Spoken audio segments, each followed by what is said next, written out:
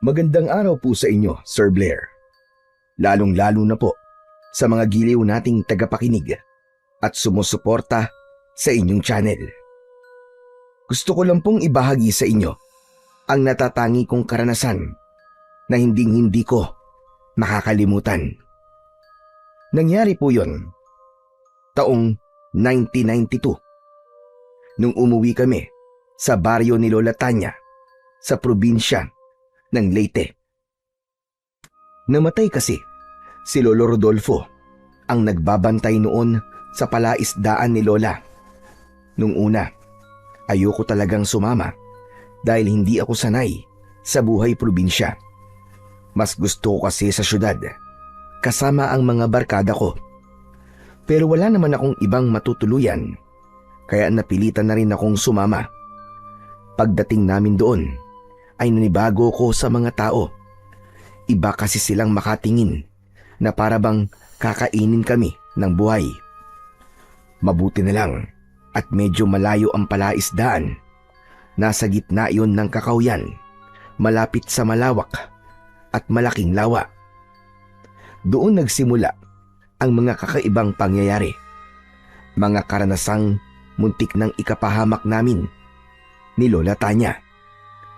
Bago ko po ituloy ang kwento, gusto ko lang pong sabihin na binago ko po ang pangalan at lugar para sa kaligtasan ng mga taong naroon.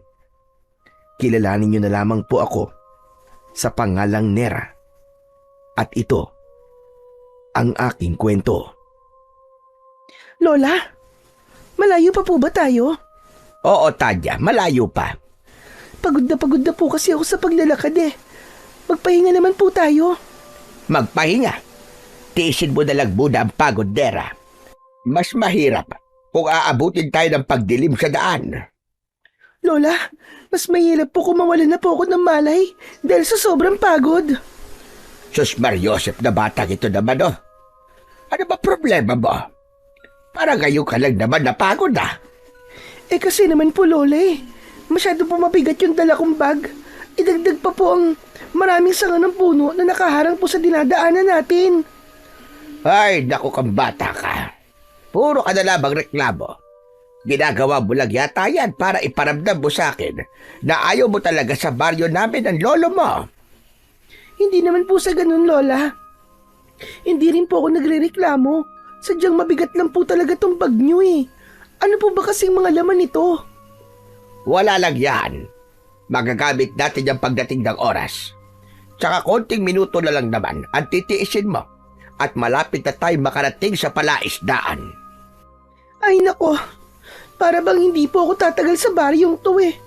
Isa pa, ganito po ba talaga ang lugar nyo, Lola? Para bang ang hirap po ng pamumuhay ng mga tao rito. Sos, sa una lang yan po. Dahil hindi ka pasanay. Kapag matagal ka nang naninirahan dito, masasaad ba't masasanay ka rin. Magugustuhan mo rin ang buhay dito. Baka ikaw pa mismo ang magsabi sa akin na dito na lang tayo tumira. Naku, Lola, kahit kailan, hindi ko po gugustuhin na tumira dito. Hindi po ako mabubuhay sa lugar na to na walang kuryente. Basta kapag natapos na po ang problema natin dito, uuwi na po tayo. Babalik na po tayo sa Maynila, ah. Gusto ko po, mangako po kayo, Lola. Iha, wag mo nang ipilit ang gusto mo. Hindi ko ba ipapangako sa'yo na makakabalik kagad tayo sa Maynila? Tsaka walang mangyayari sa'yo kung panay ang reklamo mo.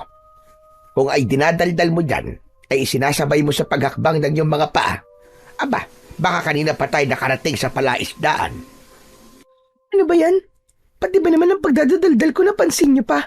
Tsaka hindi naman po akong dahilan kung bakit po tayo natatagalan eh. Kundi sa klase ng lugar na pinagtayuan nyo ng palaisdaan.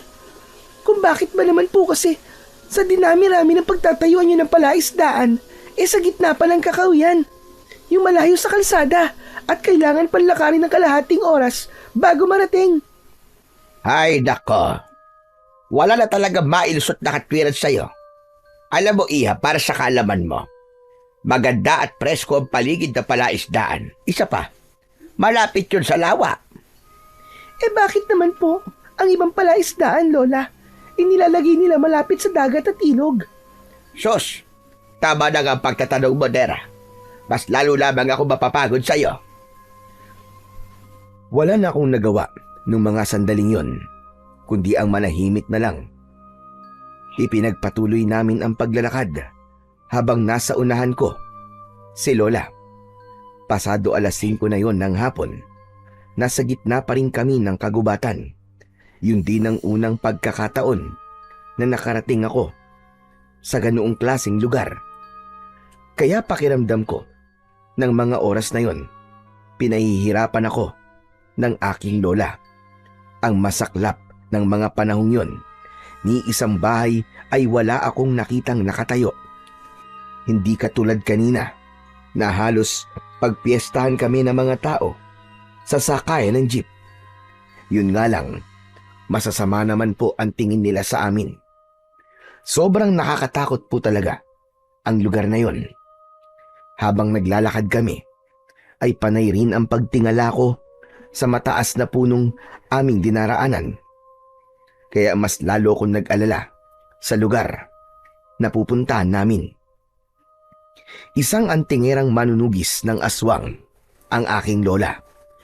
Kaya natitiyak ko na ang laman ng bag niya ay punong-puno ng ginawa niyang agimat. Bilisan mo na nga maglakad. Malapit na tayo. Malapit, malapit. Puro na lang po kayo malapit eh. Basang-basa na nga po ng pawis yung likod ko. Hanggang ngayon di pa rin tayo nakakarating. Ang pangit ko na oh. Para na po akong iniluwa ng sawa. Sus, nagsimula na naman ang babaeng reklamador. Wala pa ito sa kalahatian kapag tinuturuan kita doon sa pagsasanay sa paghawak ng iba't ibang klaseng sandata. Eh ang kaso, hindi pa laging natutuloy dahil panay din ang reklamo mo. Isipin mo na nga lang na bahagi ito ng pag-iensayo mo. Naku Lola, hindi ko na po kailangan ng pagsasanay. Pagod lang yun eh. Para saan itong mga agimat nyo? Kung kailangan ko magpagod para magkaroon ng kakayahan, eh di ba sabi nyo po, magkakaroon po ako ng kapangyarihan kapag meron na ako nito? Kasabay po ng kapangyarihan yon ay magkakaroon din po ako ng mga kakayahan. Sana sa susunod po, kung gagawa ulit kayo ng agimat, ang gusto ko po Lola, yung magkakaroon po ako ng kakayahang lumipad ng mataas nang hindi ko na po kailangan maglakad ng ganito kalayo. Mataas ba ka mo? O sige, gagawa ako ng ganung agimat para kapag bumagsak ka, malakas din ang lagabog mo sa lupa. Lola naman eh, seryoso po ba kayo? Oo naman, hindi ba't ikaw itong nangangarap na gising? Kaya sinakyan ko lang ang mga kalokohan mo. Kalokohan daw? Hindi po kalokohan ang mga sinasabi ko. Totoo po talaga yun. Yun po ang gusto ko, Lola. Hay nako, ba't ba ang kulit-kulit mo, Nera? Bakit hindi mo nalang pag-aralan ng ritual at orasyon para mas matuto ka? Alam ko na po ang lahat eh. Sanay na po ako sa pagsambit ng mga orasyon at ritual nyo. Bata pa lang ako noon, ay madalas na akong turuan ng aking lola sa pagsasagawa ng ritual. Kaya sa murang edad, ay alam ko na ang tungkol sa mga elementong nilalang ng kadiliman. Kaya naman, sanay na rin ako sa mga kakaibang gawain ng aking lola. Sa katunayan, ay suot ko ang isang agimat na madalas ay nakikita kong dinadasalan niya. Yun daw ay isang orasyon na magbibigay ng karagdagang bisa sa taglay nitong kapangyarihan. Sa kabila ng maraming istorya na ibinabahagi niya sa akin, kahit na kailan ay hindi pa ako nakakakita ng totoong aswang. Minsan ay naisip ko na baka hindi naman talaga totoo ang nilalang na nagtatago sa dilim. Na kaya sinasabi sa akin ni Lola yon para matakot akong lumabas ng gabi at hindi na sumama sa mga kaibigan ko. Hindi niya gusto ang mga kaibigan ko dahil wala raw mabuting maidudulot sa akin ang mga kabarkada ko. Kaya hanggang ngayon ay hindi ko pa rin nasusubukan gamitin ang aking sariling agimat. Maya-maya pa ay saglit kaming tumigil sa paglalakad. Sige na, magpahinga na muna tayo dito kahit ilang minuto lang. Pahingi nga ako ng tubig, Apo. Agad kong kinuha ang plastic bottle sa daladala kong bag. Saka iniabot yon kay Lola. Pagkatapos ay naupo kaming dalawa sa ugat ng malaking puno. Habang nagpapahinga kami, ay biglang nagsalita ang aking Lola. Alam mo ba, Apo? Matagal na panahon na rin akong umalis sa baryong ito. Pero sa tingin ko, ay wala pa rin nagbago. Magsasalita na sana ako, pero bigla ang pagbundol ng kaba sa aking dibdib. Naramdaman ko kasi ng mga sandaling yon ang isang mabigat na enerhiya. Para bang may nakasunod sa amin at lihim na nagmamatsyag sa bawat galaw namin. Kaya naman, mabilis kong inilinga ang paningin ko sa paligid. Hindi naman yon nakaligtas sa pakiramdam ng aking Lola. Kung ano man ang napapansin mo sa paligid, Apo, magkunwari ka na lang na wala kang nararamdaman o nakikita. Masanay ka na rin sa agimat mo na palaging magbibigay sa iyo ng ganyang klaseng pakiramdam. Ipapaliwanag ko sa iyo lahat kapag nakarating na tayo sa palaisdaan. Ano po, Lola? Teka, hindi ko po kayo maintindihan eh. Mas makakabuting magkunwari ka na wala kang nararamdamang presensya sa paligid kesa mag-usisa pa dahil hindi ka pa handa na makakita ng aswang na kanina pang nakasunod sa atin. At yan ang dahilan kung bakit kailangan natin magmadali. Mas mahihirapan tayo maglakad kung aabutan tayo ng pagdilim sa daan. Ngunit huwag ka mag-alala. Hanggat nandito ako, walang masamang mangyayari sa iyo. Halika na, Apo. Umalis na tayo rito. Sa pagkakataong yon, mas lalong tumindi ang kaba sa aking dibdib. Alam ko, kapag nasa probinsya ay meron na masasamang elemento na nagbabantay sa paligid. Inisip ko na baka sa pagkakataong yon ay makakakita na ako ng aswang. Kapag nangyari yon, magagamit ko na ang agimat ko. Pero habang naglalakad kami, ay bigla rin nawala ang mabigat na enerhiya na nararamdaman ko kanina. Pagkalipas ng halos kalahating oras na paglalakad namin, sa wakas ay narating namin ang kinaroroonan ng palaisdaan. Bahagya akong nagulat sa itsura nun, lalo na sa itsura ng bahay ni Lola Tanya. Isang sementadong mansyon ang nakita ko at base sa pagkakasuri ko, sinaunang estilo yun ng bahay. Para bang panahon pa yon ng Kastila. Malungkot at masyadong tahimik ang paligid nun. Kaya naman, hindi ko na naiwasan na hindi magtanong sa aking Lola. Lola Tanya, hindi ko po akalain na malaki po pala ang bahay niyo rito. Bakit po ba kayo umalis dito sa baryo? Umalis ako sa lugar na ito dahil sa iyo, Apo. Hindi ka na kasi kayang alagaan ng nanay mo noon dahil sa malubhan niyang karamdaman.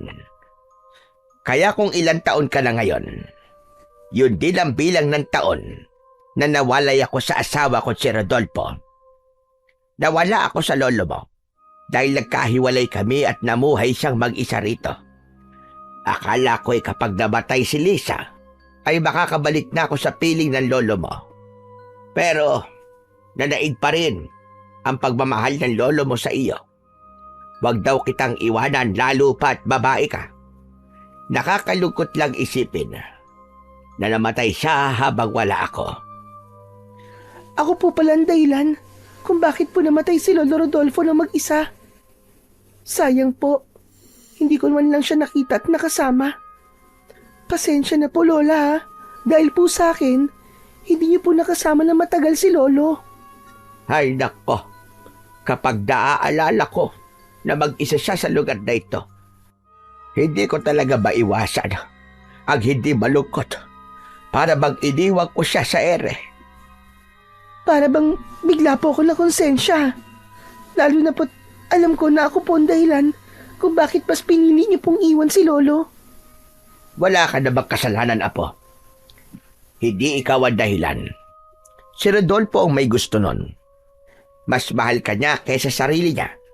Nagkataon lang na hindi niya rin maiwan ang palaisdaang ito. Kaya huwag ka na malungkot dahil siya mismo ang nagsabi na huwag kitang iiwan at magpapadala na lamang daw siya ng pera sa atin. Ang palaisdaan na ito ang sumuporta sa lahat ng mga pangangailangan natin sa Maynila. Kaya ang gusto ko, pahalagahan mo rin ang palaisdaan na ito. Lola, sinasabi niyo po ba na balak niyo pong magtagal dito? Hindi ako sinagot ni Lola Tanya sa tanong ko.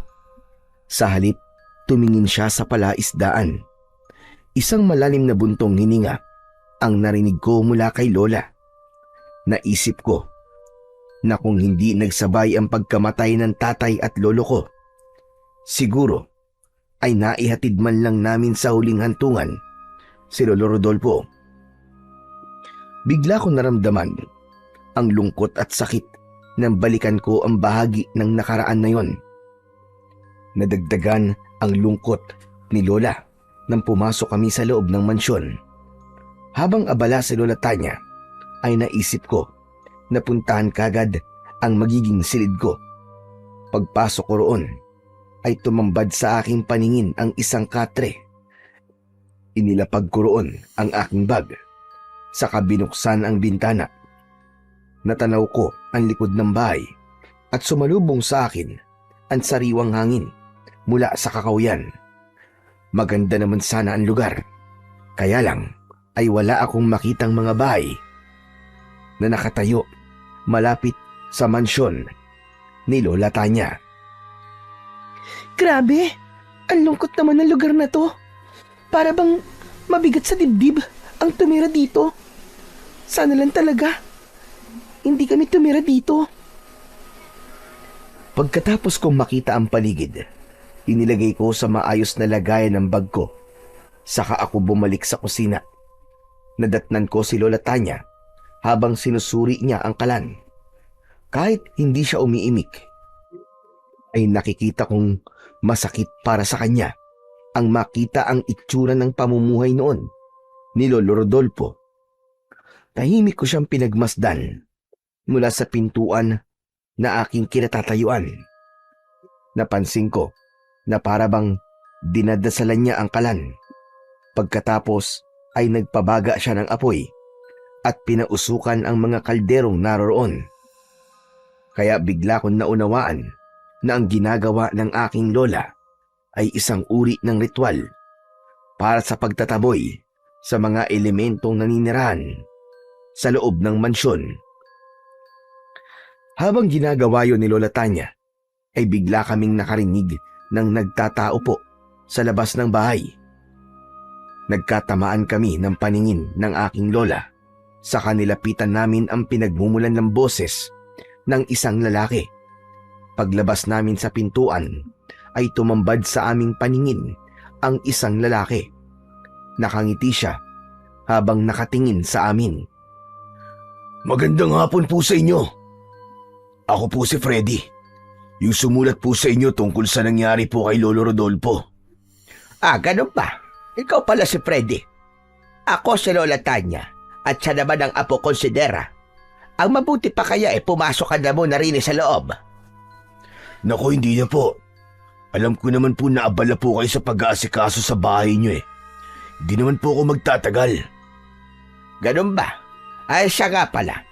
Maraming salamat sa pag-aasikaso mo sa asawa ko habang wala ako. Tatanawin ko yung isang malaking utang na loob sa iyo. Naku, walang anuman po yun, Lola Tanya.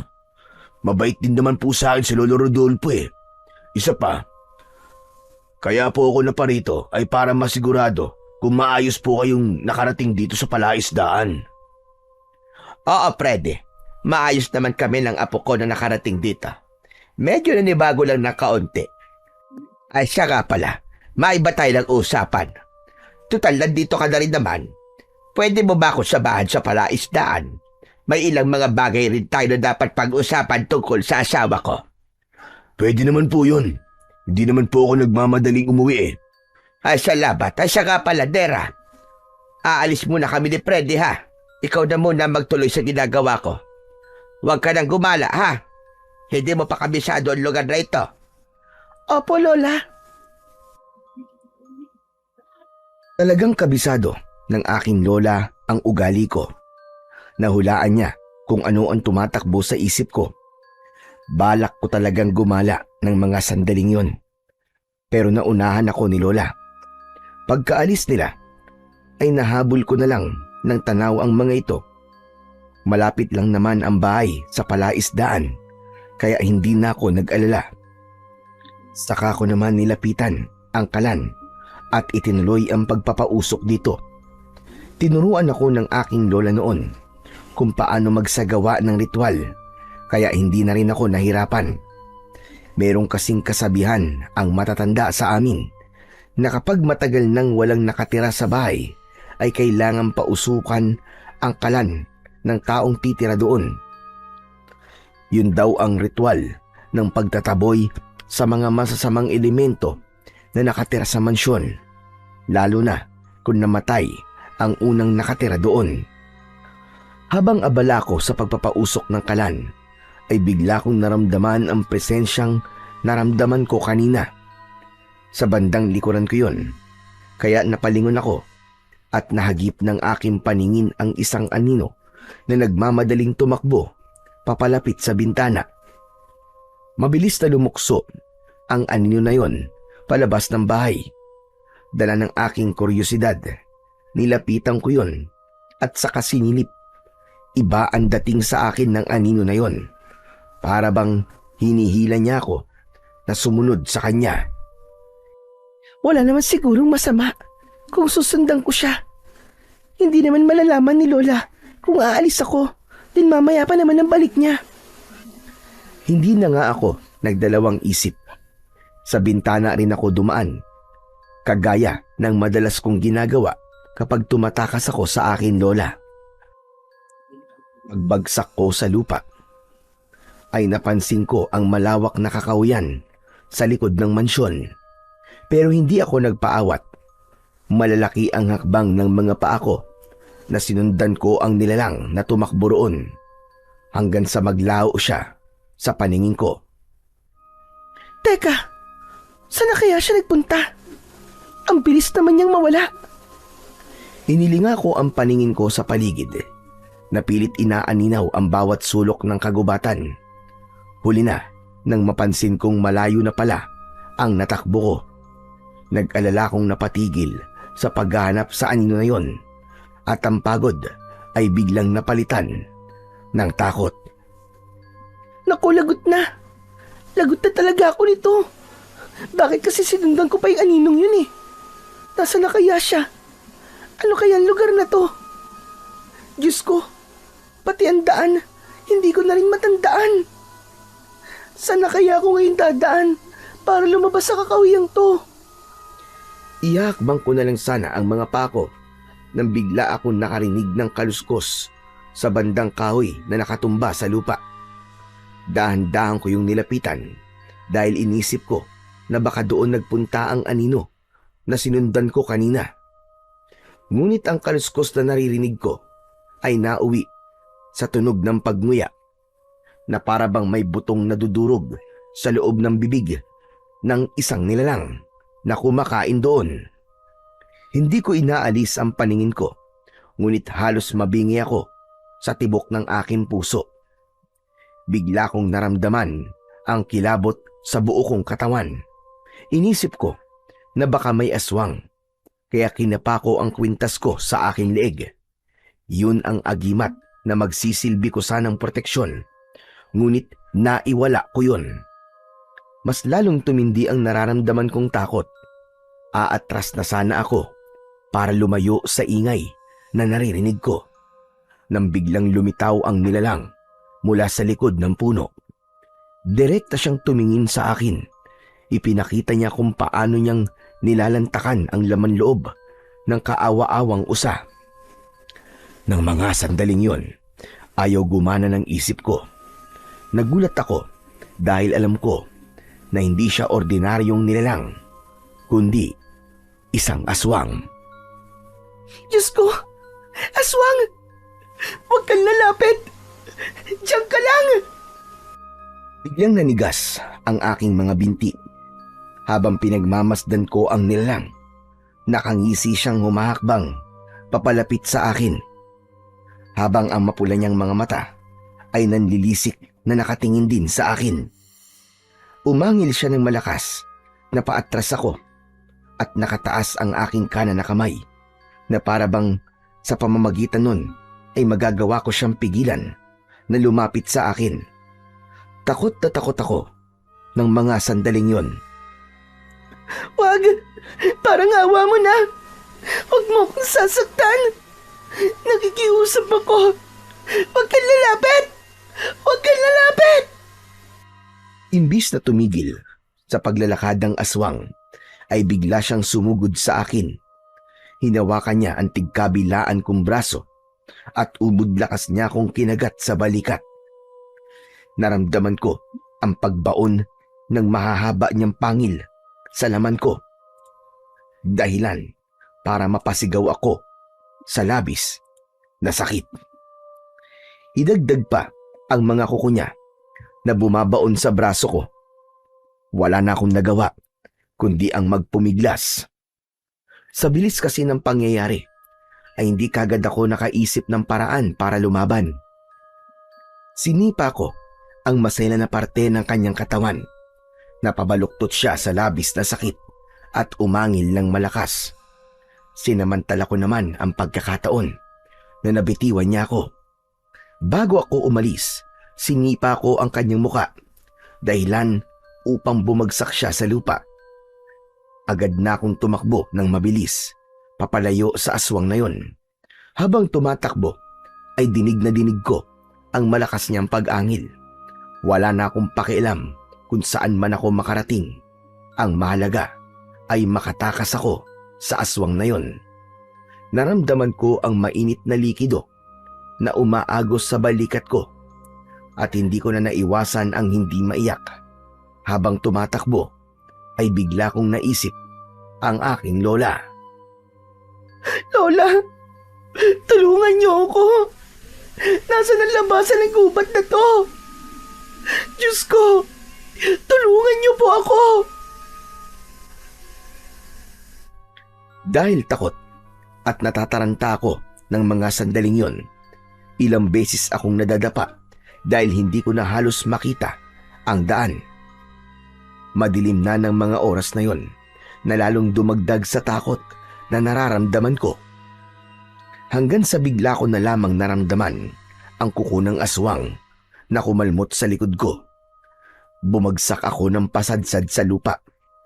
Patihaya akong nahiga at gano'n na lamang ang panlalaki ng mata ko nang makita kong naabutan na pala ako ng aswang. Tulong! Tulungan niyo ako! Lumayo ka sa akin, aswang ka! Huwag kang lalapit! Lumayo ka! Sumigaw ako ng malakas, pero pakiramdam ko ay ako lang ang nakakarinig sa boses ko. Ipinagdasal ko na lamang ng mga sandaling yon na sana ay merong tao na dumaan at tulungan niya akong makatakas mula sa aswang. Kitang-kita ko ang pagtulo ng malapot niyang laway. Bigla siyang yumuko sa paanan ko at hinawakan niya ang dalawa kong mga paa. Hinila niya ako, kaya nakaladkad ang katawan ko sa lupa. Bawat pagtama ng matatalas na bagay sa likod ko ay halos hindi ako makahinga sa labis na sakit. Pakiramdam ko ng mga sandaling yon ay katapusan ko na talaga. Takot na takot ako at nagsisisi na hindi ako nakinig sa lola ko. Tama na! Nakikiusap ako! Tama na! Tulong! Tulungan niyo po ako! Saklala! Sa kabila ng pagsigaw ko, ay patuloy lang ang nilalang sa paghila niya sa aking mga paa. Kahit nanlalabo na ang paningin ko, alam ko na dadalhin niya ako sa masukal na kakahuyan para doon ay patayin. Sinubukan ko pa rin magpamiglas, ngunit malakas talaga ang kanyang kamay. Hanggang sa marinig ko ang boses ni Freddy, bigla kong nabuhayan ang loob. "Pakawalan mo ang babaeng yan! kung ayaw mo mamatay! Freddy! Tulungan mo ako, Freddy! Nera, huwag ka mag-alala. Ililigtas kita! Tumingin sa akin si Freddy at bumakas sa mukha niya ang pag-aalala. Nasa hindi kalayuan siya na kinaroroonan namin ng aswang. Saglit na tumigil ang nilalang. Binitiwan niya ang mga paa ko at bigla siyang lumukso papunta sa kinatatayuan ni Freddy. Kitang-kita ko kung paano nakipaglaban ang binata sa nilalang. Bawat pagtama ng suntok ni Freddy sa katawan ng aswang ay napapaangat ang paa nito sa lupa.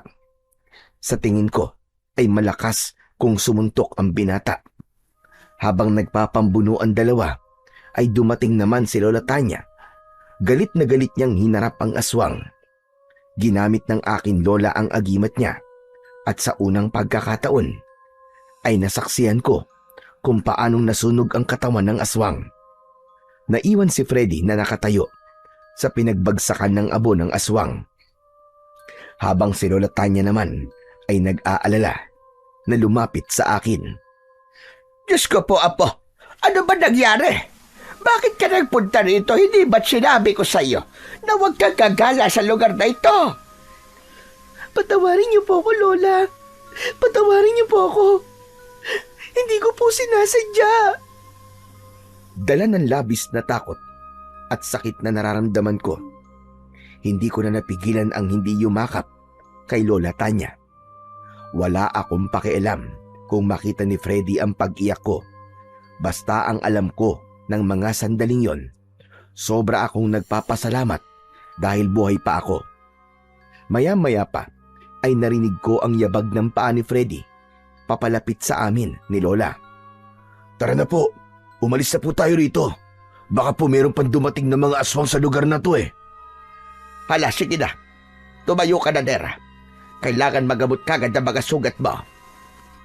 Nagulat na lamang ako nang bigla akong binuhat ni Freddy. Nahihiyaman ay binaliwala ko ang ginawa niya. Ang mahalaga ay hindi na ako maglalakad para bumalik sa mansyon. Kasunod namin si Lola Tanya na panay ang paglinga sa paligid. Pagkalipas ng ilang minutong paglalakad, sa wakas ay narating namin ang mansyon. Agad akong dinala ni Freddy sa loob ng aking silid. Pagkatapos si Lola Tanya naman ay mabilis na naghalungkat ng mga gamot sa bag ko. Inilabas ng matanda ang 3 bote na meron na kulay pulang likido. Nang maintindihan ni Freddy na gagamutin ako ni Lola Tanya, ay mabilis siyang lumabas ng kwarto ko. Kaming dalawa na lamang ni Lola Tanya ang nasa loob ng aking silid. Agad niyang binuksan ang takip ng bote at naamoy ko ang mabangong singaw ng laman nun. Yun ang dinikdik na katas ng ilang-ilang na merong kasamang orasyon. Mabisang gamot yun sa sugat na gawa ng aswang. Huwag kang malikot at nilinisan ko muna ang sugat mo. Kailangan mapigilan ko ang pagkalat ng lason. Naramdaman ko ang paghawi ng aking lola sa damit ko. Pagkatapos ay nilinisan niya ang sugat ko. Nang matapos siya sa panggagamot sa akin, ay nagtanong ako sa kanya tungkol sa nilalang na umatake sa akin kanina. Lola, ano pong klaseng nilalang yun? Bakit po may ganun po sa baryong ito? Sila ang mga aswang na kung tawagin dito ay Darkula. Isang nilalang na kumakain ng laman loob ng tao. Kalahi sila ng mga aswang na mandurugo. Sila ang mga nilalang na merong kakayahang manggaya ng muka at pagkatao ng nagiging biktima nila. Kahit isa pa yung hayop, basta napatay nila, ay magagawa nilang kopyahin yon. Ang napatay niya po ako kanina. Marahil, nagaya na po niya ang mukha ko. Oo, Apo. Kaya nga sobra ako nag-alala sa'yo. Akala ko talaga hindi na kita makikita. Hindi ko po akalain na makakita kagad ako ng aswang sa baryong ito, Lola. Totoo po pala yung mga sinasabi niyo. Ang akala ko po talaga niloloko niyo lang ako. Ganun po pala kumilos ang aswang. At kakaiba po ang kanyang anyo. Sobrang nakakatakot po. Nakakakilabot ang kanyang huni kanina. Pero nang makita ko po na nasunog siya sa agimat nyo, naisip ko po na mahalaga palang magkaroon ng isang agimat. Nang mabanggit ko ang tungkol sa agimat, ay saka ko lang naalala na nawawala na ang agimat ko. Hindi rin yun nakaligtas sa paningin ng aking lola. Teka, sandali lang. Nasaan nga palang agimat mo, Hanera? Pasensya na po, Lola. Hindi ko po namalayan na naiwala ko ang agimat kanina. Diyos ko na ba na bata ka, oo. Bakit naman naiwala mo ang agimat na yon? Hindi mo ba alam na mahalaga yon? Kaya ka napahamak kanina dahil nawala ang nagsisilbi mong proteksyon laban sa aswang. Pasensya na po talaga, Lola. Hindi ko naman po yun sinasadya eh. Tsaka, ano po bang inaalala nyo? Kaya nyo naman po gumawa ulit nun, di ba, Lola? Oo nga. Kaya ko nga gumawa ulit nun. Pero magkaiba ang epekto ng bago at lumang agimat. Hindi ka kasi nakikinig sa akin. Hindi ka nag-iingat. Palaging ang gusto mo ang nasusunod. Masyadong matigas ang ulo mo. Kaya siguro nawala ang agimat mo dahil hindi mo pinapahalagahan yon. Oo na nga po. Pasensya na po talaga. Pasensya. Nakakahiya tuloy kay Freddy. Pati siya ay inabala ko sa paghahanap sa iyo kanina. Mabuti na lamang at bumalik kami kagad sa mansyon. Dahil kung hindi, baka kung ano na ang nangyari sa iyo. Bakit ka ba nagpunta sa gubat na yon, ha? Nakakita po kasi ako ng anino at sinundan ko po yun. Kapag may ganun na, umiwas ka. Hindi mo ba alam ang panganib na naghihintay sa iyo roon? Kadalasan ng mga Darkula ay gumagamit ng alido na kunwari ay magpapahabol sila. Pero yung pala ay ginagamitan ka na nila ng panghila o hipnotismo para ikaw mismo ang lumapit sa kanila. Kung tutusin naman po, Lola, kasalanan niyo rin naman eh. Ano ka po? Kasi naman po, nung una pa lang ayoko na pong umuwi rito, di ba? Kayo lang naman po mapilit. Gaano ba kahalaga ang palaisdaan nyo para ipagpalit yung kaligtasan natin? Alam naman po ninyo na marami palang aswang dito. Bakit naman po nagpunta pa tayo rito? Hindi ko inaasahan na maririnig ko yan sa iyo, Nera. Pagkatapos bumalaban kung gaano kahalaga sa amin ang lolo mong palaisdaan na ito. Akala ko, pagkatapos kong ikwento sa iyo tungkol sa mga sakripisyo ng lolo mo, magbabago ang pananaw mo sa ginagawa ko. Pero hindi. Nagkamali pala ako. Kahit po ba may aswang, wala pa rin po bang mas mahalaga sa inyo kundi ang palaisdaan? Hindi mo siguro naiintindihan kung ano ang nararamdaman ko. Isa pa, hindi lang yun ang dahilan kung bakit ako umuwi sa baryong ito. Hindi na kita pipilitin na manatili rito. Malaki ka na. Kaya kung gusto mo ay pwede ka na bumalik sa Maynila. Kesa naman ang araw-araw na maririnig ko sa iyo, ay ako may kasalanan sa nangyari sa iyo. Nang marinig ko ang sinabi ng lola ko, para bang may kutsilyong tumusok sa puso ko. Tila sumobra ako sa mga nasabi ko sa kanya. Ngunit yun talaga ang nararamdaman ko. Masamang masama ang loob ko dahil hanggang ngayon ay nararamdaman ko na mayroong mga bagay na hindi pa sa akin sinasabi si Lola. Maya-maya pa ay naupo siya sa tabi ko. Bakit po ba hanggang ngayon ay hindi niyo pa rin sinasabi sa akin ang totoong dahilan kung bakit tayo umuwi rito? Nang maintindihan ko po kayo, Lola. Umuwi ako rito dahil sa mga aswang na patuloy na namiminsala sa mga taong nakatira sa baryong ito. Balak kong bumalik sa pagiging manunugis ng mga aswang para pigilan ang pag-aasik nila ng lagim. Ano naman po ang kinalaman natin sa mga taong nakatira rito, Lola Tanya? Kapag namatay tayo rito, hindi naman po nila tayo matutulungan eh. Kaya bakit yun po ipagpapalit ang mga buhay natin sa mga tao? Maliban na lamang po kung may iba pa po kayong dahilan. Subalit ang lugar na ito ang dahilan kung bakit namatay si Rodolfo Apo. Naniniwala ako na hindi siya namatay sa sakit. Pinatay siya ng aswang. Nang makita ko kanina ang aswang na muntik manakit sa iyo, naisip ko na totoo ang hinala ko. Aswang talaga ang may gawa noon kay Rodolfo. Balak ko sanang ilihim sa iyo ang lahat ng mga pagdududa ko hanggat hindi pa ako sigurado. Pero ngayon, sigurado na ako. Biglang nahinto sa pagsasalita si Lola Tanya dahil hindi niya na napigilan ang kanyang sarili. Umiyak siya na para bang ang bigat-bigat ng dibdib niya. Hindi na rin ako nakapagsalita dahil iniisip ko na masakit para kay Lola na malaman na pinatay si Lolo Rodolfo. Ako naman ay hindi mapalagay dahil sa panganib na haharapin namin sa oras na tumagal pa kami sa lugar na yon. Sino po nagsabi niya sa inyo, Lola? Sino po nagsabing aswang nga po ang pumatay kay Lolo? Para isipin niyo po ang bagay na yan. Si Freddy po ba? Siya po ba, Lola? Tumango ang lola ko bilang tugon sa aking tanong. Saka ko lamang naalala si Freddy na nasa labas lamang ng silid ko. Dahan-dahan akong bumaba ng katre at pinilit kong maglakad.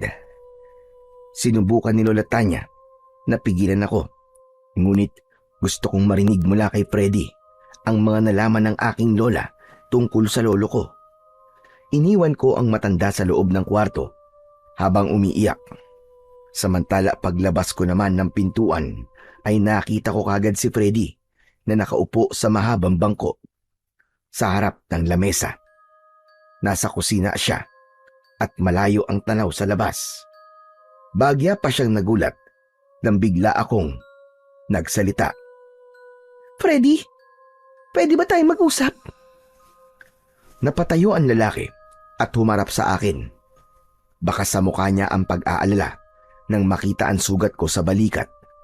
Pero nang makita niya na seryoso ang mukha ko habang nakatingin sa kanya, lumikot ang mga mata niya. Hindi siya makatingin sa akin. Sa halip ay mas lumapit pa ako sa kanya. Hinawakan ko ang mga kamay niya. Alam kong narinig mo mga pinag-usapan namin ni Lola. Kaya gusto kong malaman kung may katotohanan ba mga sinabi niya. Ikaw ang alam kong huli niyang nakausap kanina. Kaya alam ko na ikaw ang nagpatibay sa hinala ni Lola Tanya, tama ba? Oo, ako nga nagsabi kay Lola.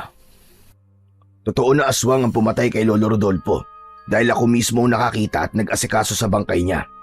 Yun ang totoong dahilan kung bakit pinilit ko si Lola Tanya na umuwi rito. Ayaw mo bang marinig kung paano siya namatay? Kung ano ang itsura niya nang makita ko siya? Oo, Freddy. Gusto kong malaman kung ano ang totoong nangyari kay Lolo para mas maintindihan ko kung bakit kailangan naming manatili rito. Bumalik sa pagkakaupo sa bangko si Freddy. Ako naman ay naupo sa tabi niya. Sa kanya sinagot ang tanong ko. Natagpuan ko siya na nagpapalutang-lutang sa palaisdaan niyo. Nung una ay nakala ko na nalunod lang siya. Pero nang kunin ko ang katawan niya, nagulat ako sa mga natuklasan ko.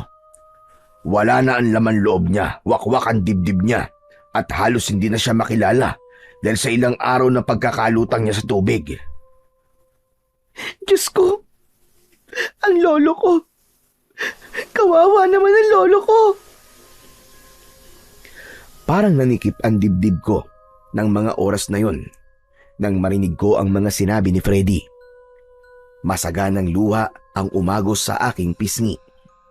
Bigla kong naintindihan kung gaano kasakit at kahirap ang pinagdadaanan ng lola ko. Naramdaman ko ang paghawak ni Freddy sa balikat ko. Saka ako tumingin sa kanya habang may luha ang aking mga mata. Nakikiramay ako sa nangyari kay Lolo Rodolfo mo. Napamahal na rin siya sa akin dahil matagal ko siyang nakasama. Pero alam mo, ang totoo niyan, nagipango na yung sospek ako sa pagkamatay niya. Ikinulong ako ng 2 araw, ngunit pinalabas din ako matapos mapatunayan na inosente ako. Idagdag pa na habang nasa kulungan ako ay muling naulit ang nangyari sa lolo mo. Dito rin sa palaisdaan niyo. may isa na naman bangkay na tagpuan. Kaya simula nun ay naging palaisipan sa mga pulis at sa mga tao na nakatira rito kung bakit sa palaisdaan yung madalas natatagpuan ang katawan ng mga biktima. Diyos ko, bakit sa palaisdaan pa namin? Ano bang meron sa palaisdaan? Hindi ko rin alam, Nera. Patuloy na kumukuha ng buhay ang palaisdaan nyo. Dahil doon, balak ng mga tao na ipasara ito. Kaya naman, napilitan akong sulatan na si Lola Tanya. Hindi ba nila sinusubukan na alisan ng tubig ang palaisdaan namin? Bakit naman nila gagawin yun eh? Wala si Lola Tanya eh. Hindi sila maaaring kumilos nang wala ang may-ari. Alam ba nila na merong aswang na darkula sa baryong ito? Paano kung sa palaisdaan lang namin niya tinatapon ng bangkay para hindi siya pagbintangan ng mga tao? Kahit alam ng mga tao na aswang ang may gawa nun, ang tanong tanggap ba yun sa batas? Walang maniniwala sa atin. Iisipin nila na gumagawa tayo ng kwento para pagtakpan ng krimen. Tsaka nakita mo naman, di ba? Tanging ang agimat lang ng Lola Tanya mo ang nakatalo sa halimaw kanina. Kaya yun ang dahilan kung bakit gustong manatili ni Lola mo sa palaisdaan na to. Tutulong ako kay Lola Tanya, Freddy. Bibigyan namin ng hustisya ang nangyari kay Lolo Rodolfo para mapatunayan na rin namin sa lahat na walang kinalaman ng palaisdaan namin sa pagkamatay ng mga biktima. Pero mapanganib, hindi biro ang mga aswang na makakalaban nyo ni Lola. Wala na akong pakialam, Freddy. Ang mahalaga ay hindi maipasara ang palaisdaan. Wala akong kaalam-alam na meron na palang mabigat na pinagdadaanan si Lola. Ngayon na lamang naging malinaw sa akin kung bakit gano'n na lamang ang tingin sa amin ng mga tao nang dumating kami rito ni Lola. Akala ko, kaya gano'n ang ikinigilos nila dahil bago lamang ako rito. Yung pala, marami nang namatay sa palaisdaan namin. Siguro iniisip nila na isinumpa ang palaisdaan namin. Tama ka. Iniisip nila na isinumpa ang palaisdaan nyo at may dala kayong kamalasan. Kailangan na may gawin ako. Kailangan mabago ang tingin sa amin ng mga tao rito. Isang malalim na buntong hininga ang narinig kong kumawala sa lalamunan ni Freddy. Mabuting tao ang binata dahil nararamdaman ko na tapat ang pagtulong niya sa amin ng lola ko. Kaya mabuti na lang na hindi masama ang tingin niya sa amin. Sa isang banda ay nakahinga ko ng maluwag dahil alam ko na merong matibay na dahilan si Lola Tanya para bumalik sa pagiging manunugis ng aswang. Nang matapos kami sa pag-uusap ni Freddy, ay nagpaalam na rin siya na umalis. Naiwan ako sa kusina na malalim ang iniisip. Maya-maya pa ay nagpasya na rin akong bumalik sa aking silid. Kaya nadatnan ko si Lola Tanya. Tulog na siya habang may luwa sa mga mata. Kinumutan ko siya sa kahinaplos ang buhok. Naiintindihan ko na po kung bakit sa kabila ng panganib ng lugar na ito ay mas pinili niyong bumalik para kay Lolo Rodolfo. Patawarin niyo po ako, Lola. Patawad. Isang malalim na buntong hininga ang pinakawalan ko at napatitig sa 2 bote na hindi naibalik sa bag ko. Dinampot ko ang mga yon at sinipat sa liwanag ng gasera na sinindihan kanina ni Lola Tanya. Pagkatapos ay nilagyan ko ng gamot ang mga sugat ko sa likod. Nang mawala ang pananakit nun, ay biglang bumigat ang talukap ng aking mga mata at agad akong nakatulog. Kinabukasan ay nagising ako sa mahihinang yugyug ng kamay ni Lola Tanya sa balikat ko. Bumangon ako at nagmulat ng mga mata. Nakita ko si Lola Tanya na may dalang isang basong tubig at bagong paligo na siya. Iniabot sa akin ni Lola ang baso saka tumabi sa akin ng upo. Magpalit ka ng damit at pupunta tayo sa barangay para makiusap na huwag na nilang ituloy ang pagpapasara sa palaisdaan. Para malaman na rin nila na nandito na tayo. Kung ganun po, ay isasama niyo ako sa barangay hall? Oo, Dera. Kaya maghanda ka na at pupunta na tayo ron. Naku, mapapasabak na naman po pala ako sa lakaran. Kaya lang, Lola, masakit pa po ang sugat ko sa balikat. Hindi ko po kaya maglakad ng malayo, Lola. Hindi naman malayo ang barangay dito, Apo. Hindi rin naman kita pwedeng iwan dito mag-isa. Sige na, maganda ka na. Hihintayin kita sa palaisdaan. Tumayo si Lola Tanya at lumabas ng silid ko. Ako naman ay nagpalit na ng damit at inayos ang sarili ko. Pagkatapos ay lumabas na ako ng aming bahay. Naglakad lang ako ng ilang minuto at natanaw ko na si Lola Tanya. Abala siya sa pagsaboy ng pagkain para sa mga isda. Nang makalapit ako sa kanya, saka lang siya tumigil sa pagpapakain sa mga isda. Lola, tayo na po. Para maaga po tayo makabalik sa mansyon. Medyo masakit pa rin po kasi ang sugat ko sa balikat eh. Tumingin lang siya sa akin. Pagkatapos ay dumukot siya sa bulsa at ibinigay niya sa akin ang isang uri ng kwintas. Tinanggap ko naman yun at sinipat ang palawit noon.